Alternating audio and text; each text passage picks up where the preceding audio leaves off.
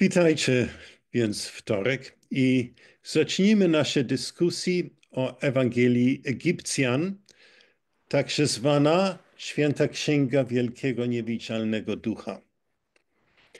Jak dobrze nam znano, istnieją 4 kanoniczne Ewangelie: Marek, Mateusz, Łukasz i Jan, nazywamy ich. Kiedy w 1945 roku była wykryta Biblioteka Nag Hammadi w Egipcie, pośród około 50 dzieł były tylko 4, które miały w tytule słowo Ewangelia. Ewangelia Tomasza, Ewangelia Filipa, Ewangelia Prawdy i Ewangelia Egipcjan, także zwana Święta Księga Wielkiego Niewidzialnego Ducha. Musimy przy tym przypomnieć sobie, co to jest Ewangelia.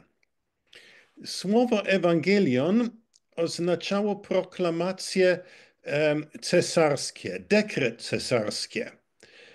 W tych czasach właściwie, kiedy cesarz przemawiał, to zazwyczaj nazwali jego słowo dobrą nowiną, a więc są dobre nowiny, wasze podatki poszły w górę.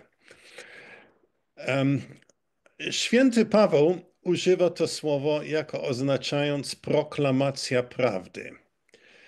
Za jego czasów nie były uznane powszechnie teksty, tak zwane Ewangelie. Jednak Paweł wspominał w listach do Galatów na przykład, że głosił Ewangelię nieobrzezanym, żeby Galaci przyjęli jego Ewangelię, a nie Ewangelię Piotra albo inną. W tym znaczeniu, myślę, należy nam rozumieć Ewangelię, kiedy wspominamy o nowych Ewangeliach. Nie są one opisami życia Jezusa, ani Jego czynów, a raczej są one proklamacje prawdy objawionej. Chciałbym podkreślić, że to, co święty Paweł nauczał, było to, co on wiedział, co on poznał duchowo. On otrzymał swoją Ewangelię przez gnozę. Była mu objawiona, to było jego uczenie, było to, co on doświadczył wewnętrznie. Niekoniecznie żadne przesłanie od apostołów. Jak jest z innymi pismami, które my tu czytamy, takie pisma nie są spekulacje. To nie są teorie ani wymyślenia teologiczne. Pochodzą one raczej z głębi ducha tych ludzi, którzy doświadczyli te rzeczy wewnętrznie. Ewangelia Tomasza jest zbiorem słowa Jezusa. Ewangelia Filipa jest zbiór nauczeń wczesnochrześcijańskich, podobny do wczesnego katechizmu. Ewangelia Prawdy jest to medytacja o Ojcu, Synu i o zbawieniu. Ewangelia egipska, Egipcjan właściwie, jest raczej innego rodzaju. Jest to dzieło rytualne służące do inicjacji chrześcijańskiej, które kandydatowi przedstawia podstawą naukę, którą jemu wyjaśnia znaczenie chrztu. Czym jest chrzest? Dlaczego jest on konieczny? Po czym mamy opis szczegółowy, opis obrzędu. Można Ewangelię Egipcjan także zwaną, jak mówiłem, Święta Księga Wielkiego Niewidzialnego Ducha. Można ją uważać jako podręcznik liturgiczny używany przy obrzędzie chrztu. Data pochodzenia nieznana. Miejsce chyba i Egipt, chociaż język oryginalny był grecki. Nic dziwnego, bo grecki to była lingua franca w świecie hellenistycznym. Autor nieznany, ale jest przypisany Setowi, to jest syn Adama, jako misteryjny tekst. I mamy dwie kopie tego tekstu w Nag Hammadi po koptyjsku w trzecim i czwartym kodeksie. A więc to, że są dwie kopie, to też podkreśla to, że to musiał być dosyć znaczny tekst. Jaki rodzaj?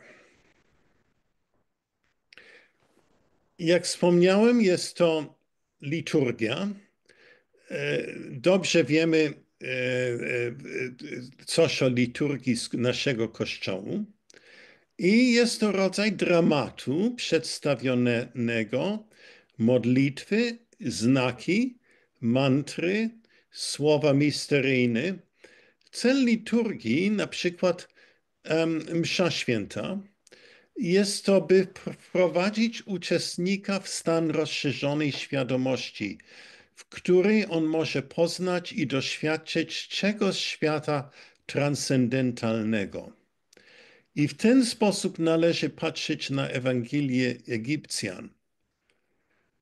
W liturgiach tego dnia, w tych czasach na pewno były używane zapachy, kadzidło, oleje, zioła, które niestety znikły z Kościoła katolickiego. Dawniej były bardziej pospolite, a teraz nie bardzo. Być może, że w wczesnych liturgiach nawet używano substancje psychodeliczne, nawet narkotyczne. Nie wiadomo. Ale co to tu czytamy, to oddaje wrażenie obrzędu. Mamy mszalik tutaj, ale nie mamy rytuału.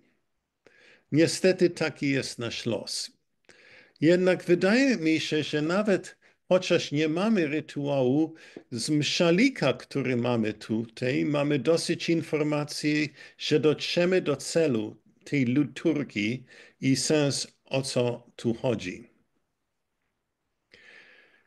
W jakiej wspólnocie go używano?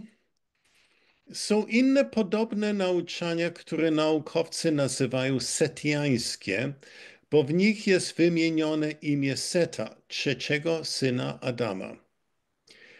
Do tych tekstów należą Zostrianos, Alogenes, Apokalipsa Adama, Apokryf Jana i pierwsza myśl w trzech postaciach, a i także trzeba dodać Ewangelię Judasza. Kosmologia jest dosyć podobna w tych tekstach i wydaje się, że były używane w pewnej wspólnocie i naukowcy nie wiedzą, jak ich nazywać i nazywają setiańskie. Wpływ egipski widać w słowach mocy i mantry, i dźwięki sakralne, które były używane. Co spotyka się często w tekstach hermetycznych, magicznych. Często to są wiersze i dziwne imiona siły, które są wymawiane, tak zwane nomina barbara. Barbarzyńców, od barbarzyńców. Barbarzyńcy to wszyscy, którzy nie byli Grekami, a więc to są dziwne nazwy obce. Mantry. Myślę, że te wspólnoty często spotykały się w polu, może w domach. I ich łączyła wspólna wizja Chrystusa. Czerpali od żydowskich i hellenistycznych źródeł i używali techniki rozszerzania świadomości znane w egipskich świątyniach i pośród hermetyków.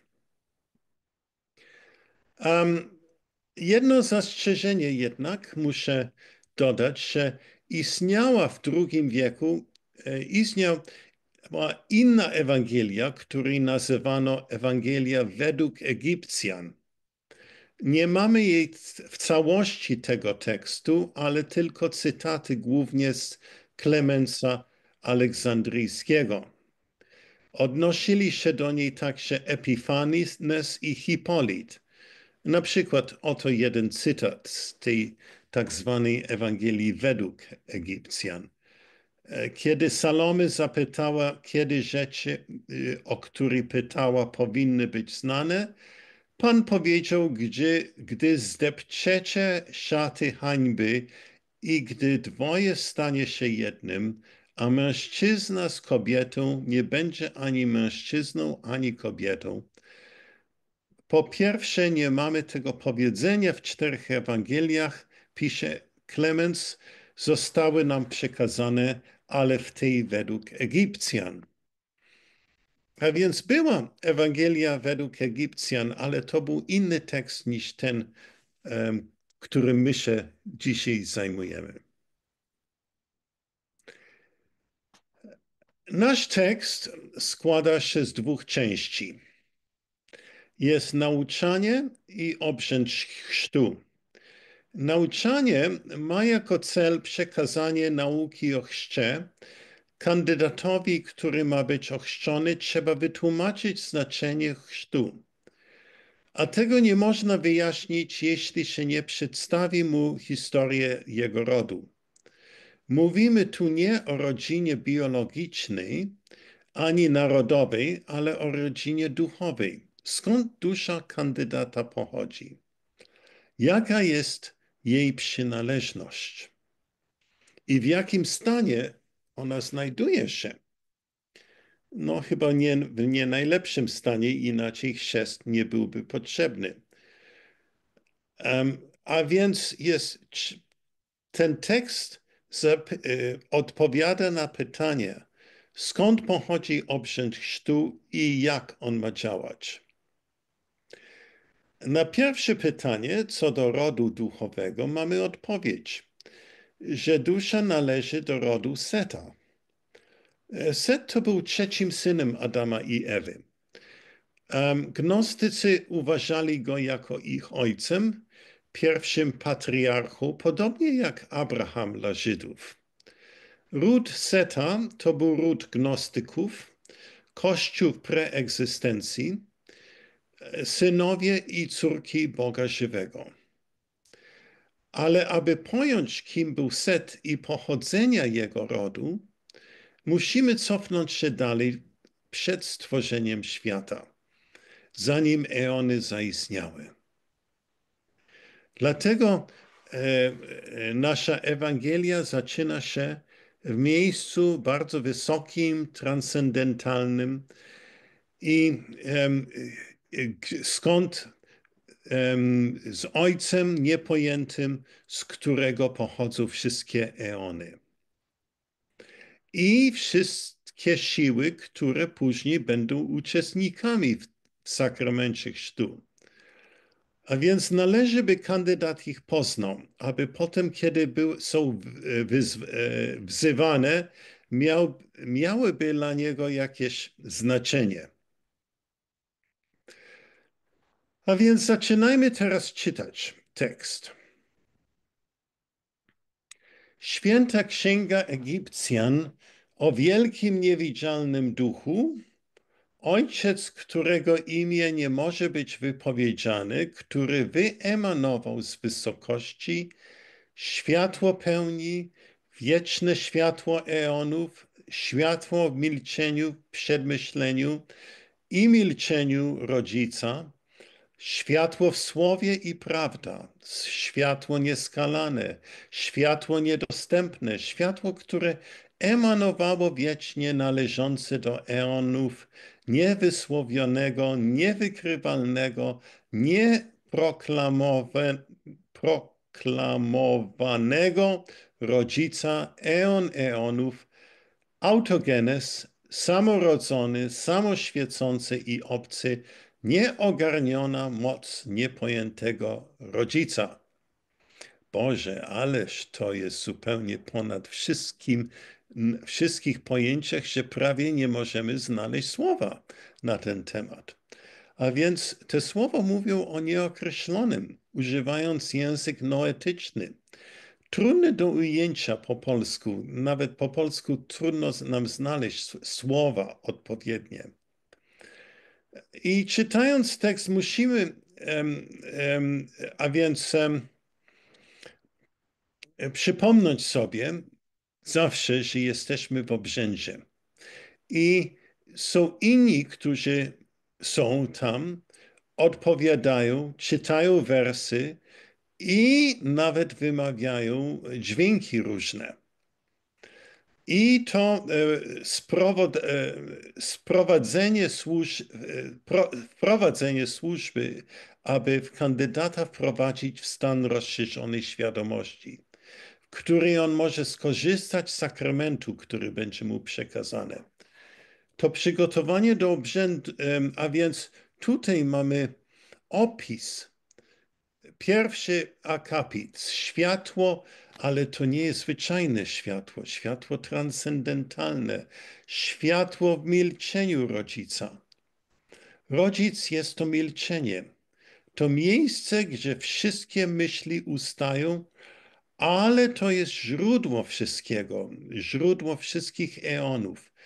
To jest cisza, ale to jest wielka potęga, moc, która dla nas jest niewyobrażalna.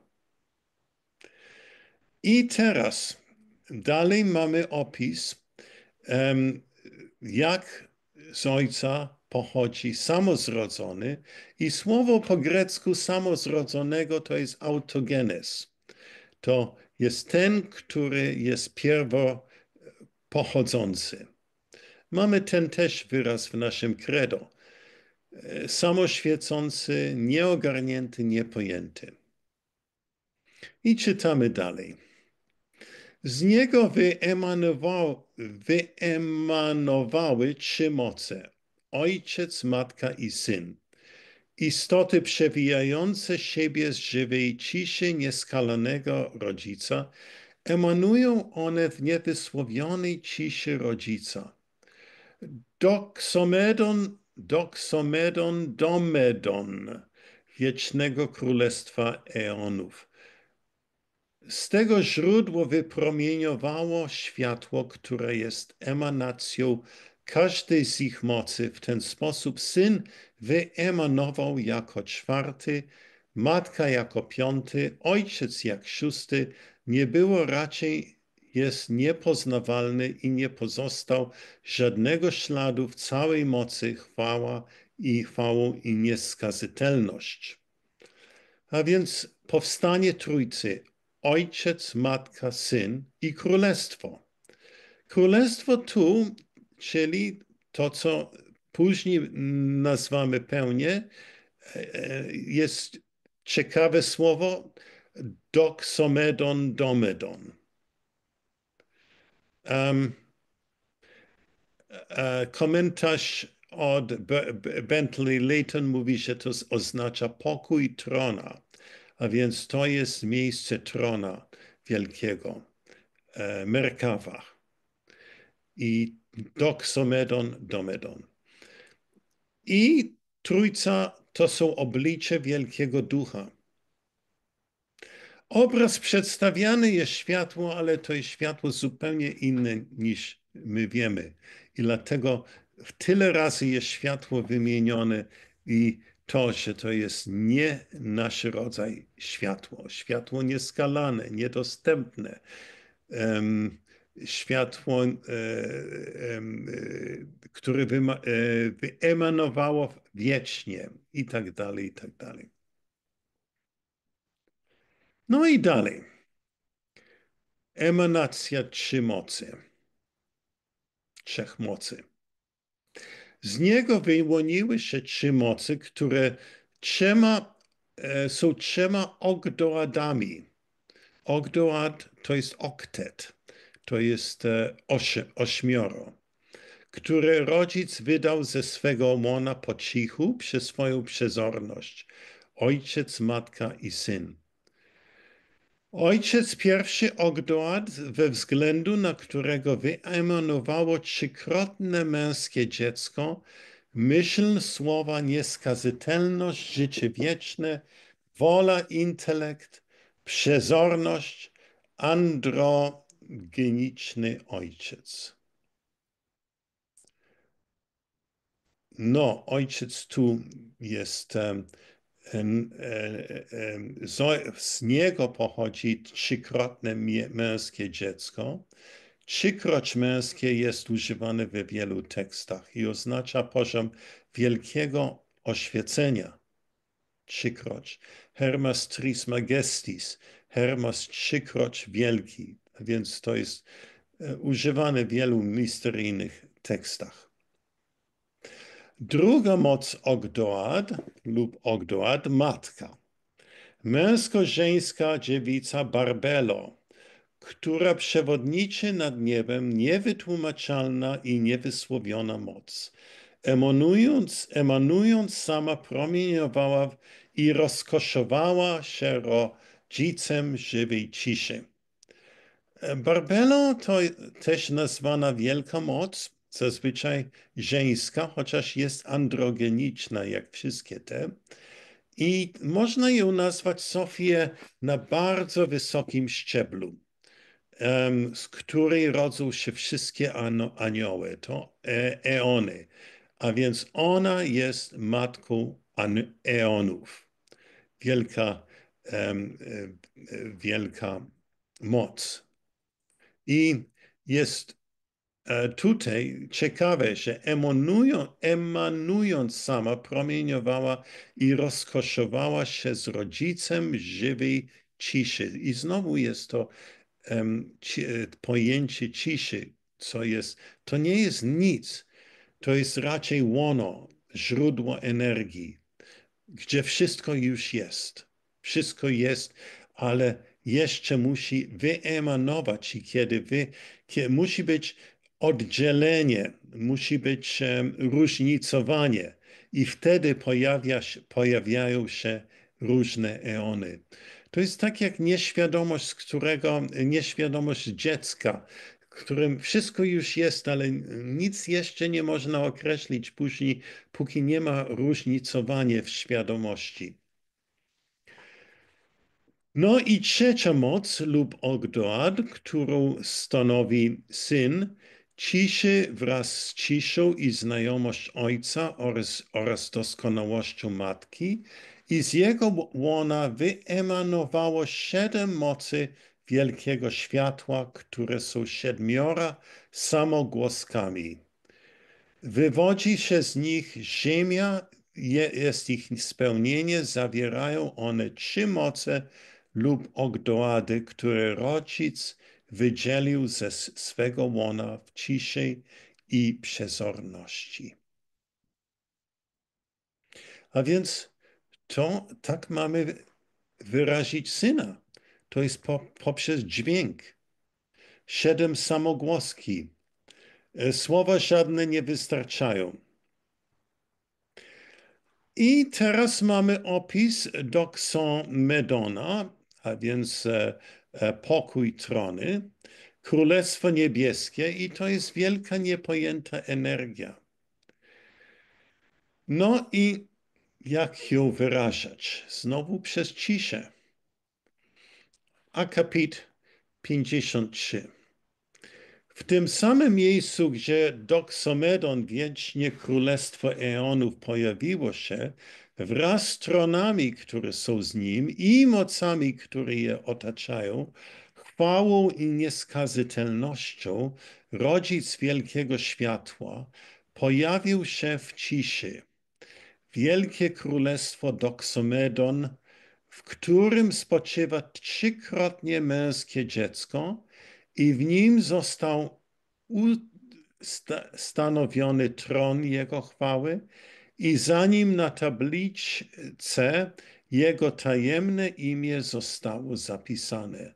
Słowo, rodzic, światło pleromy, ciszy, która wyemanowało z ciszy i która spoczywa w ciszy, której imię jest w niewidzialnym symbolu, niepojęta tajemnica. I teraz są podane dźwięki, 7 samogłosek. Ja myślę, że w tym momencie kapłan albo asystent te samogłoski intonował. W sobie te samogłoski nie mają znaczenia, ale ze słuchających pomagają otwierać zmysły duchowe. I takie samogłoski też powtarzają się w naszym hermetycznym piśmie dyskurs o 8 i 9 i w innych hermetycznych dziełach i były używane w obrzędach. Jaka była intonacja, nie wiem, ale mam książkę teraz, która proponuje niektóre nuty na te, ale ja nie będę je śpiewał. Zaczyna się i, potem o, u, a, o. I tak 3 moce wzniosły chwałę ku wielkiemu, niewidzialnemu, niewyłanowanemu, nienazwanemu, dziewiczemu, duchowi rodzica i męsko-żeńskiej dziewicy Barbelo. Ostatnio Barbelo złożyła prośbę o moc. Żywa cisza, milczenie pokazała się. No, żywa cisza, wielki moc, potem, a więc pojawia się i jest nazwana Iuel. Juel. Spotkaliśmy już imię Juel w Alogenes. Juel była ta, która prowadziła Alogenesa w proces wtajemniczenia. Jej imię jest bardzo ciekawe, podobne do tetragrammatonu I, O, U i potem L. L to oznacza Boga, a więc mamy I, O, U, L. No i dalej mamy jej opis. Po 3-krotz męskie dziecko, wielki namaszczony, Chrystus, którego namaścił wielki niewidzialny duch i którego moc nazwał Ainon, wzniósł chwałę do wielkiego niewidzialnego ducha i męsko-żeńskiej dziewicy Iuel. Ciszy, cichej ciszy wielkości, która niestety tekst jest urwany, ukryta, niewysłowiona, nieokreślona, niewytłumaczalna. Pierwsza, która się pojawiła i nie do wypowiedzenia, cudowna, niewysławiona, która posiada wszystkie wielkości, wielkość ciszy. W tym miejscu 3-krotz męskie dziecko wzniosło chwałę i złożyło prośbę o moc od wielkiego, niewidzialnego, dziewiczego ducha. Chrystus tu jest namaszczonym. Juel to ta, która przebywa w ciszy. Trochę podobna do Barbelo, ale na niższym szczeblu. I zobaczymy później, że ona będzie przewodnicząca, kiedy przyjdzie do obrzędu chrztu. A więc Juel już jest pomiędzy nami a najwyższymi eonami, gdzieś tam w środku, ta, która przewodniczy, jest Juel. Chrystus jest namaszczonym wielkiego, niewidzialnego ducha, wysłaniec od Najwyższego. I tutaj jest też utożsamiony po 3-krotz męskim dziecku. No i dalej inne eony wyłaniają się. Potem pojawiło się dziecko dziecka Esefek. Ona jest pojemnikiem dla chwały. Esefek to jest pojemnik na energię boską, tak zwaną chwałę. I teraz jest inwokacja. I kilka razy w tym tekście są inwokacje. Ja myślę, że wtedy albo kapłan, albo jest trudno powiedzieć, może wierni, wszyscy razem wołają, wzywają wszystkie siły potęgi. I czytam akapit 58. Potem pojawiło się dziecka Ezefech i tak zostało spełnione. Ojciec, matka, syn, 5 pieczęci, niezwyciężona moc, która jest wielkim namaszczonym wszystkich, nieskazitelnym. Jest przerwa w tekście. Ja nawet nie próbowałem razem przełożyć te szczątki tam, bo nie mogłem odebrać znaczenia. Za dużo było przerwane. Ale dalej czytam. Następnie przezorność wyemanowała z ciszy wraz z żywą duszą ducha oraz słowem światłem rodzica. Przezorność po grecku pronoia to jest eon, który patrzy poza czasem. Przezorność jest poza czasem, bo widzi wszystko, co było i będzie, i, dla przezorność czas nie istnieje. I przezorność wyszła z ciszy. I to jest też jedna z eonów. I ona ona nosi 5 pieczęci. 5 pieczęci powtarzają się w różnych obrzędach. Są wspomniane w sekretnej księgi Jana.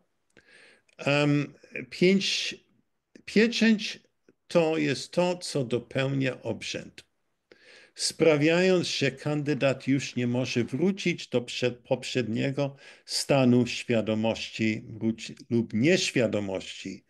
Kiedy stajemy się świadomi w czasie obrzędu, to jest zapieczętowanie, a więc to, co było otworzone, jest zapieczętowane pieczęcią i już nie zamknie się i nie wróci do poprzedniego stanu nieświadomości.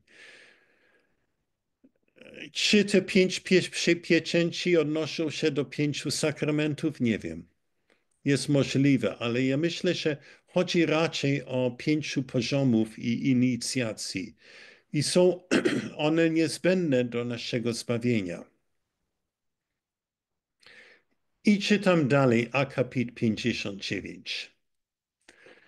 Przeszła przez wszystkie eony, o których mówiłam, i ustanowiła chwalebne trony niezliczonych aniołów, które otaczały moce i niezniszczalne chwały, śpiewając i wychwalając, wszyscy wychwalając jednym głosem w formie z nigdy nie milczącym wołaniem i inwokacja do Ojca, Matki, Syna, całą pleromę, o której już mówiłem, wielki namaszczony, który przyszedł w ciszy i który jest niezniszczalnym dzieckiem.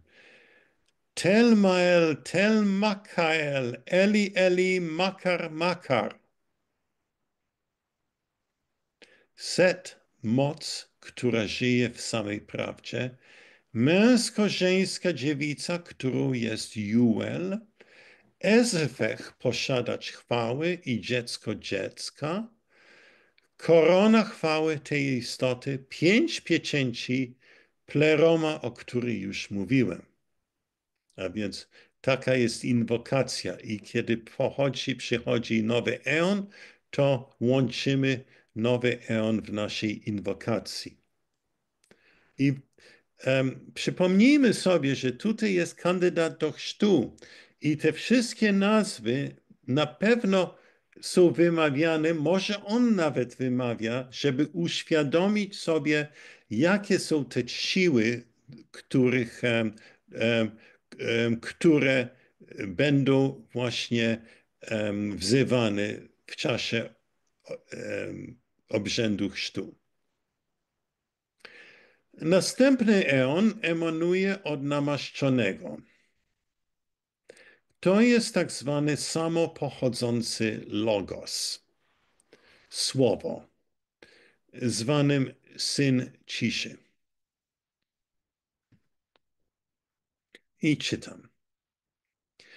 Wielkie żyjący autogenes, słowo prawdziwe boskie, nieogarnięta natura, której imię wypowiem, mówiąc jal tha ost, słowa nomina barbara, słowa barbarzyńskie, jak mówiłem, który jest potomkiem wielkiego namaszczonego, potomek niewysłowionej ciszy, emanując stamtąd, bo wyszedł z wielkiego, niewidzialnego i niezniszczalnego ducha, jako syn ciszy wraz z ciszą, objawiony, niewidzialny człowiek i skarby jego chwały.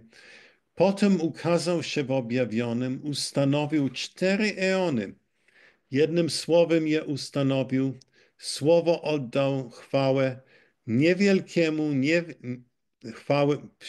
słowo, to jest logos, oddał chwałę wielkiemu, niewidzialnemu, dziewiczemu duchowi, ciszy Ojca, w ciszy żywej, ciszy, miejscu, w którym człowiek spoczywa. I teraz emanacja Adamasa i Mojtrei.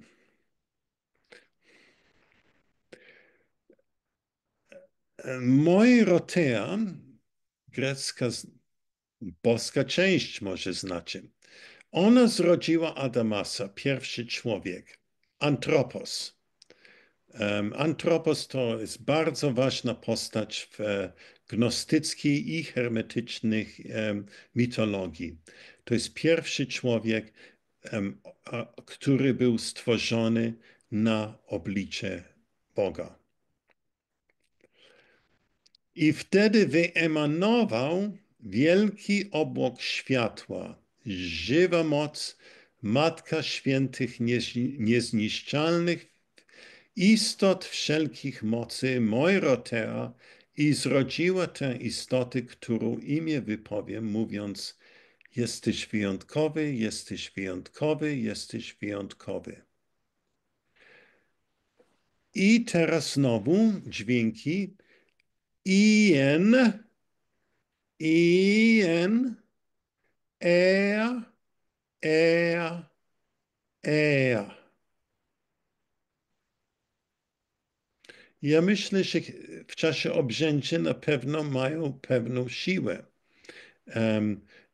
którą niestety nie mogę dobrze oddać po prostu czytając tekst, ale trzeba sobie wyobrazić coś, że w tym gronie i słysząc te dźwięki. I dalej czytam, ponieważ ten ostatni Adamas jest światłem, które promieniowano, ta istota jest okiem światła. Rzeczywiście jest to pierwsza istota ludzka, od której pochodzą wszystkie rzeczy, do której dążą wszystkie rzeczy i bez której nie ma niczego, niedostępny rodzic poza myślą, który stał się immanentny i wyemanował z góry, aby wymazać niedostatek. Coś jest o przeznaczeniu Adamasa. Wyemanował, i to jest pierwszy człowiek, Antropos, wyemanował, aby wymazać niedostatek. Kojarzy się to z apokryfem Jana, ale jaki niedostatek, nie bardzo wiadomo. Jeszcze nie pojawiła się Sofia i nie upadła. A więc nie bardzo jest jasne, o jakim niedostatku chodziło. Nie niedostatek teraz, ale niedostatek, który potem będzie. Teraz. Tak, Adamas jest właśnie podobny do Antropos w pismach hermetycznych i w sobie przedstawia umysł, po grecku nous. To jest umysł na bardzo wysokim szczeblu. I teraz jest połączenie słowa z Adamasem. Słowo logos i Adamas łączą się i powstaje coś nowego.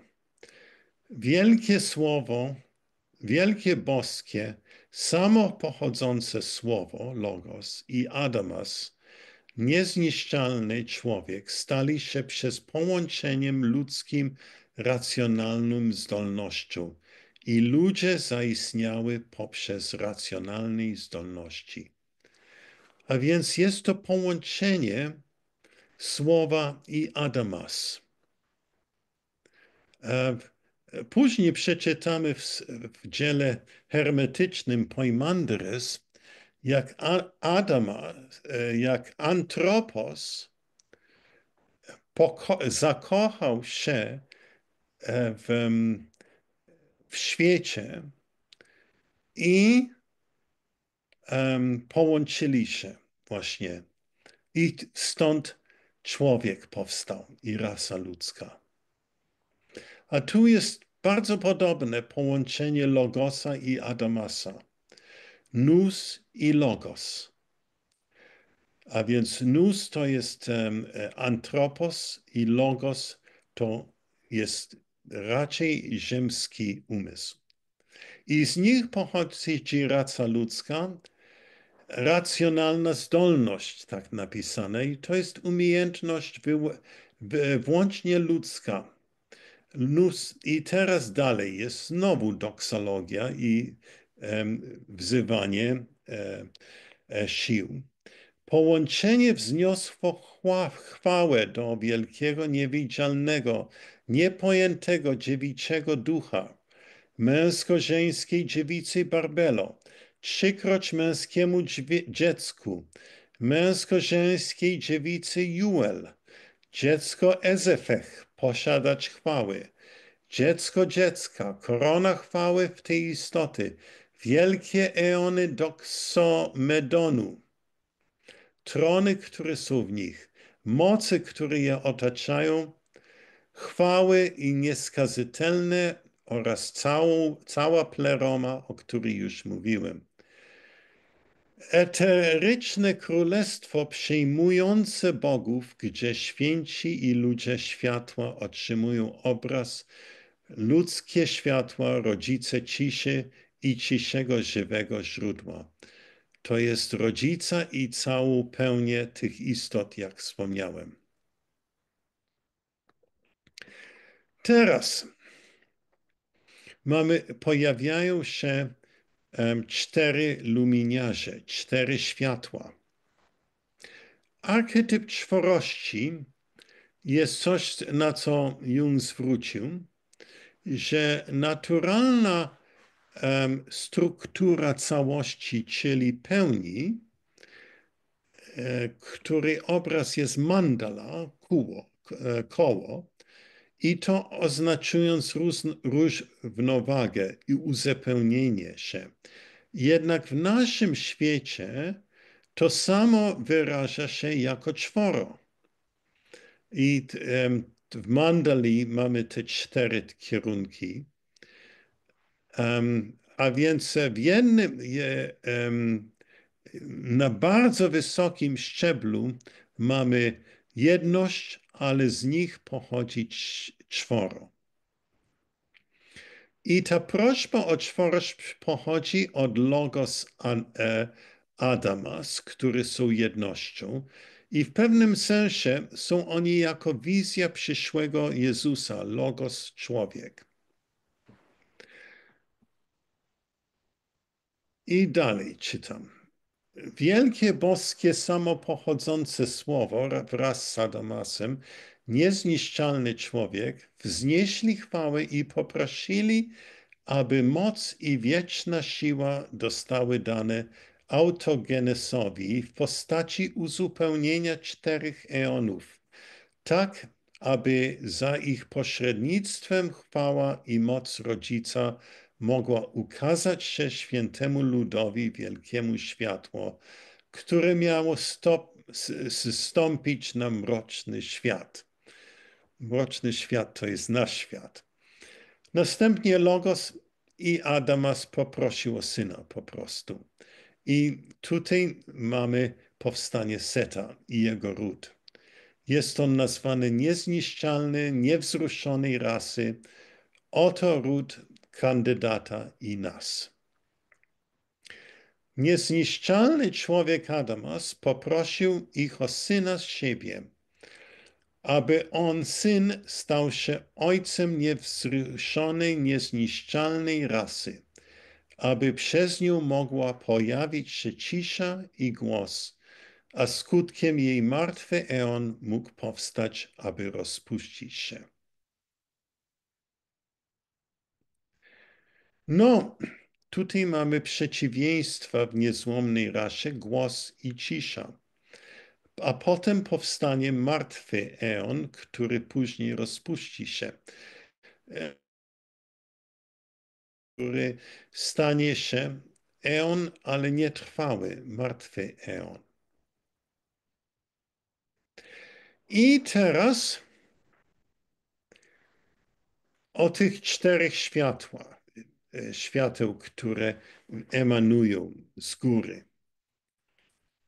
I czytam, i tak wielka moc wielkiego światła wyemanowała z góry. Blask ten zrodził czterech luminiarzy.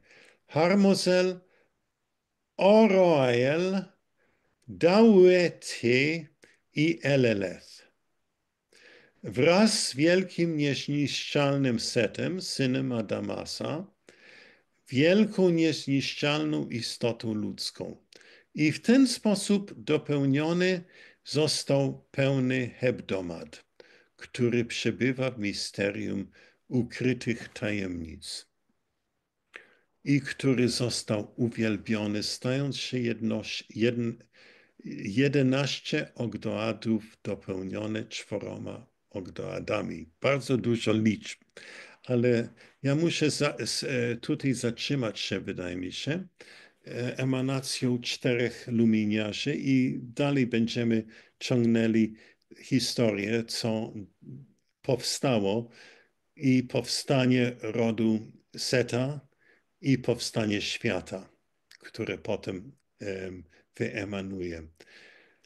Ale tutaj w tej pierwszej części jest właśnie przedstawiony cały obraz pełni. I nie tylko jest przedstawiany jako teologia jakaś, ale te wszystkie siły są wzywane w inwokacji, żeby kandydat wiedział, że to, co się dzieje i będzie się działo przy chrztu, że będzie towarzyszyła cała pełnia i wszystkie te siły, które są wzywane. Chciałbym też zwrócić uwagę na krótki opis Ewangelii, który napisał Stefan Höhler i mamy właśnie jego zgodę, żeby go tutaj, żeby postawić na stronie. I za chwilę znajdę link, albo może ktoś znajdzie mi linki w chatboxie, postawi go, bo to jest naprawdę warte czytać jego słowa, bo znowu myślę, że będziecie mieli trochę jaśniejszy obraz, o co chodzi w tej pierwszej części i dlaczego ona jest ważna. No, przechodźmy teraz do dyskusji. Jeśli można, to chciałabym zacząć dyskusję takim pytaniem i prosić właśnie, o ile to możliwe, żebyśmy wszyscy się wypowiedzieli, czy jest możliwe spojrzenie trochę inne na ten tekst, niż nam przedstawiłeś. Oczywiście, jak zwykle, fascynujący wykład, ale takie mam poczucie, że można byłoby trochę inaczej spojrzeć, gdybyśmy rzucili trochę światła hermetycznego Egiptu na ten tekst. Ale moje jakby taka sugestia jest taka, żeby spojrzeć na ten tekst nie tyle jako tekst inicjacyjny, który przedstawia właśnie inicjację, chrzest jako inicjacja, ale jako tekst, który już jest przeznaczony jako tekst hermetyczny, jako ten tekst tajemny, jest przeznaczony tylko i wyłącznie dla osób, które już są inicjowane, które inicjacje już przeszły i tylko dla tych osób ten tekst będzie zrozumiały. Natomiast osoby, które nie są inicjowane,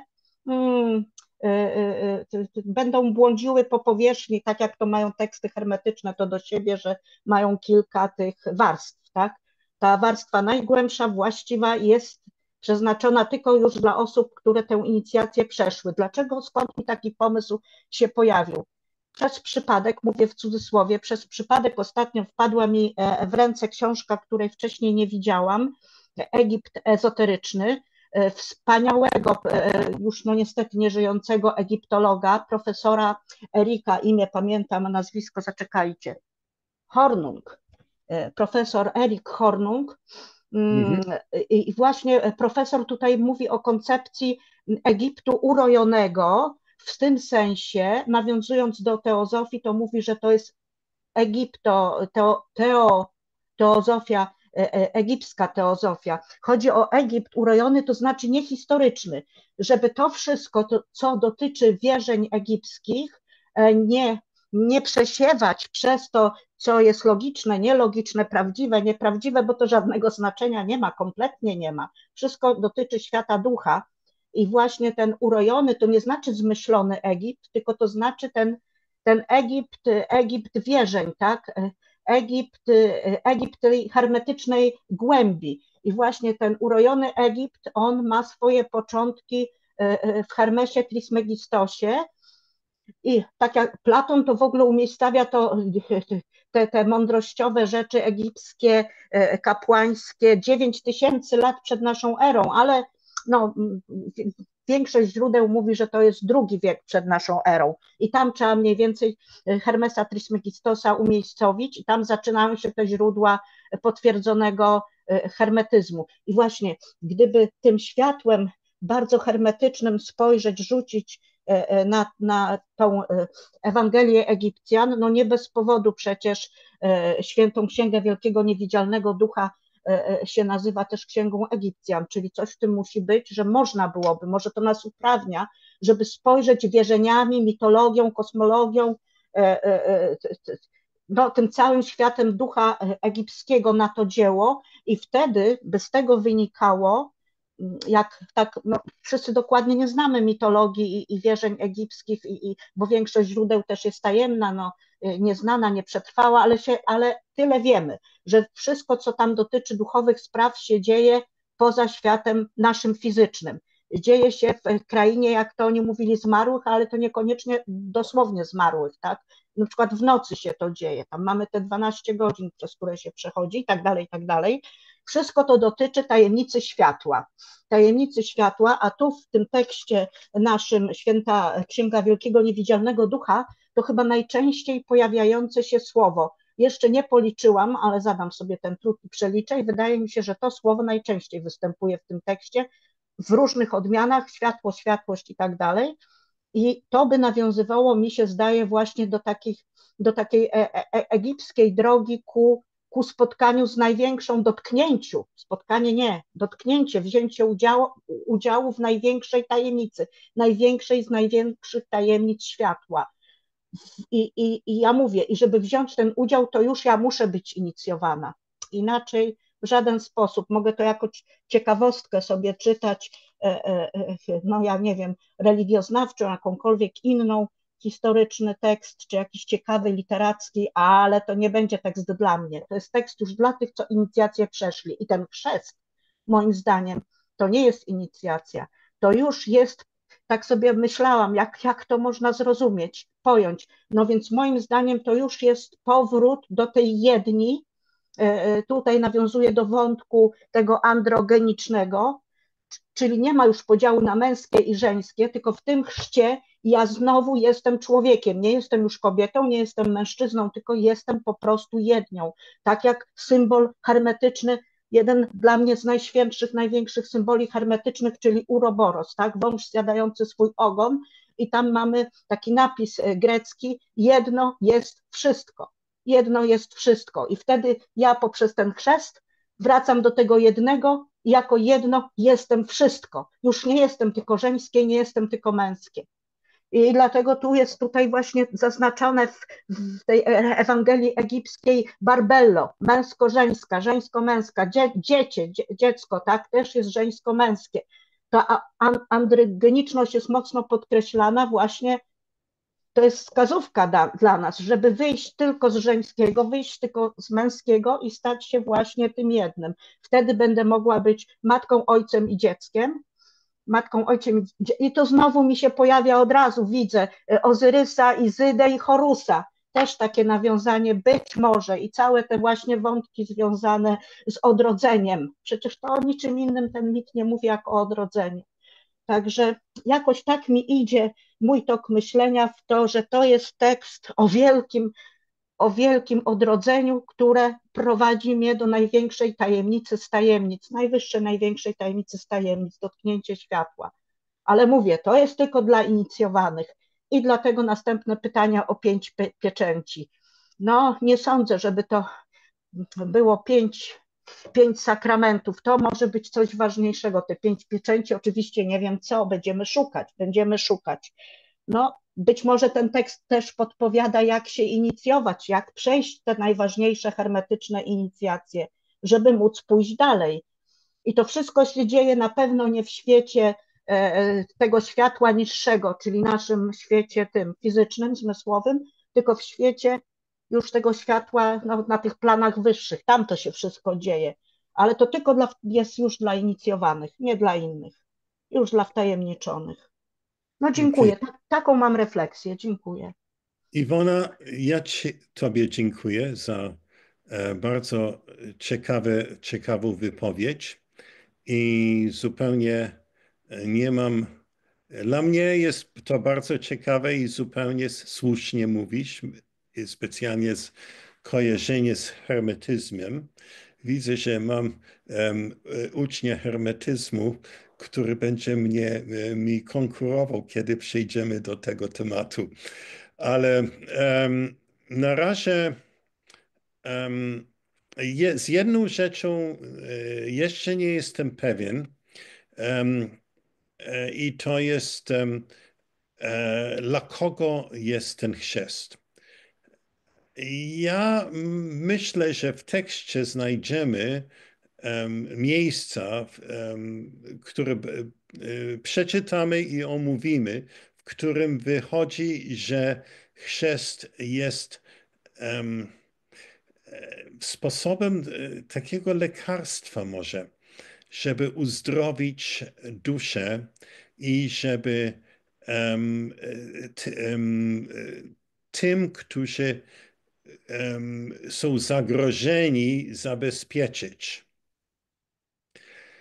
I ja myślę, że na pewno jest bardzo długie przygotowanie w tej gminie, gdzie ten chrzest jest praktykowany. Że kandydat przechodzi przez szkolenie, przygotowanie, różne próby i dopiero jest wprowadzony do tego doświadczenia. Zgadzam się z Tobą i chyba to jest temat do dalszej dyskusji za tydzień, dwa, gdzie ten chrzest się odbywa. Ja myślę, że można zrobić dobry argument, jak Ty mówiłaś, że to się dzieje w wyższych światach.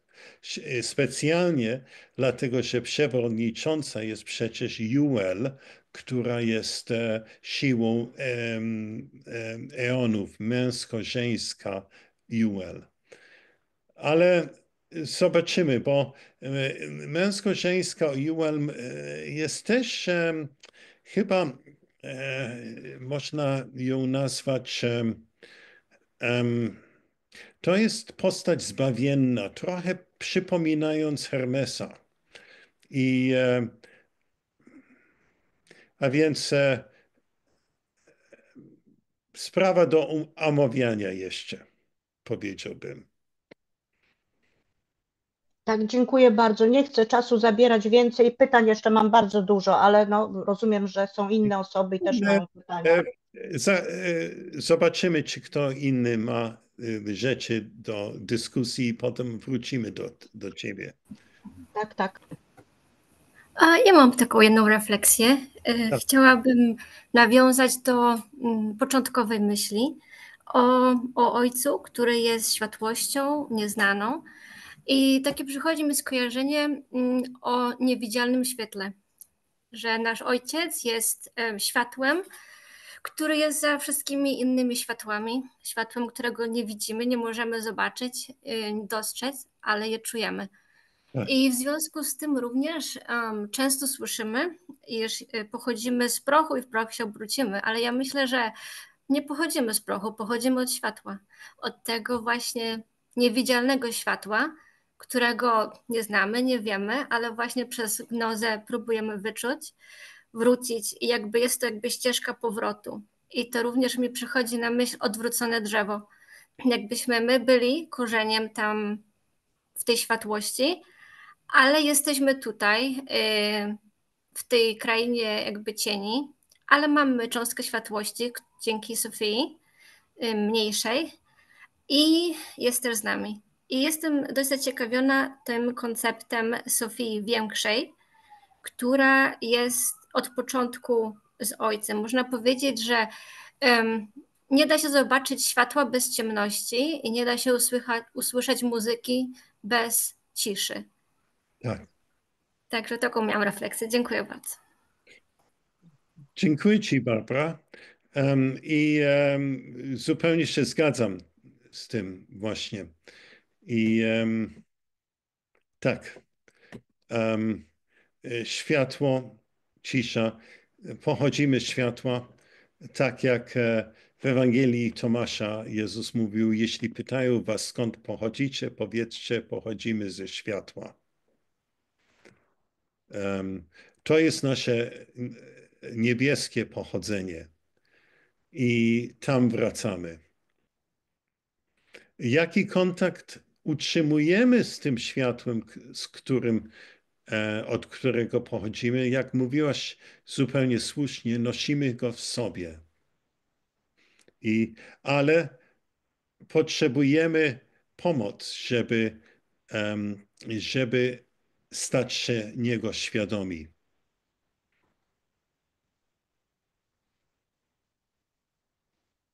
To teraz ja mogę? Tak, proszę, Indy. Mam dwa pytania i jedną obserwację. Pytanie mam o eony. To jest tak szerokie pojęcie, wielozakresowe, że jaki ty masz ogląd na to nie tylko z jednego rodzaju filozofii, tylko ogólny, twój, własny. Jakbyś tak po ludzku chciał przedstawić człowiekowi, co to jest eon? Przetłumaczyć filozofię na język ludzki. Oczywiście używamy ten język, żeby spróbować przekazać pojęcia, które są trudne do wyrażenia w inny sposób. Kiedy mówimy o światach transcendentalnych i o tym, kim jest Bóg i jakie są Jego jakości, albo jej jakości, bo trzeba przyznać, że mówimy o kimś, który jest męsko-żeński i w jaki sposób rozmawiać, jakiej jakości. Ja myślę, że w tym tekście, w sposób, którym eony są opisane, to są różne jakości niewidzialnego Boga, które można powiedzieć, że żeby nawet rozmawiać o nim i można używać te słowa na początku tekstu, które wszystkie są bardzo noetyczne i abstrakcyjne i nic nam dalej nie mówią. Ale żeby naprawdę rozumieć, jakie jakości ma ten Bóg i o kim mówimy, to musi być pewne różnicowanie. I z tego różnicowania i w ten sposób zaczynamy mówić właśnie o eonach. I to są w tym sensie można powiedzieć jakości Boga, różne siły, sposoby, w którym możemy mówić o Nim. Tak, bo eony powstawały stopniowo, czy wszystkie naraz powstały? O, czas nie istnieje w świecie transcendentalnym. Nie można powiedzieć, że najpierw to, potem to, chociaż kiedy mówimy o emanacji, to mówimy o takiej kropli, można powiedzieć, z której kiedy się nagle coś rośnie i Mm. w sposób, w którym z ziarna drzewo nagle rośnie i gałęzie i tak dalej, ale i, i w pewnym sensie z tego pochodzi to. Ale jedna rzecz jest bardzo ciekawa w tym całym tekście, że wszędzie jest zgoda, że chociaż się mówi, że Teon prosił o syna i i potem była zgoda całej pełni. A więc nie ma tej sytuacji, co później się staje z Sofią, że ona zdecyduje, że z czegoś stworzy i nie prosi nikogo o pozwolenie. Mówi, że sama to zrobi. A więc tutaj nie mamy tą sytuacji. Jest zupełna zgoda wszystkich eonów i panuje kompletna harmonia. E, Mhm. Wszystko pasuje, wszystko gra, wszystko się stroi. Muzyka jest wspaniała. Mhm. A jeszcze drugie pytanie o chrzest. Bo czy on zawsze musi się kojarzyć z wodą, czy też jest jakieś kojarzenie chrztu, który nie zawiera tego elementu wody w swoim. Okej, my później dam wam przykłady innego rodzaju chrztu. Mm, Jest chrzest ognia na przykład. Właśnie. I jest chrzest ducha. A więc są różne chrzesty, które były praktykowane w wczesnych wspólnotach, które nie mają nic do czynienia z wodą. I I one się jakościowo różnią, dlatego. tak, Mhm. zupełnie różnią się. I mamy nawet szczegóły tych obrzędów, bo wszystkie są opisane w tak zwanych księgach Jeu, które były odkryte i przełożone na angielski, niemiecki przy początku XX wieku, ale po polsku nie pojawiły się i nawet po angielsku jest trudno ich znaleźć. Ale przeczytamy trochę, bo to są bardzo ciekawe, misteryjne chrzty, em, em, em, które były praktykowane w tej samej wspólnocie, gdzie Pistisofia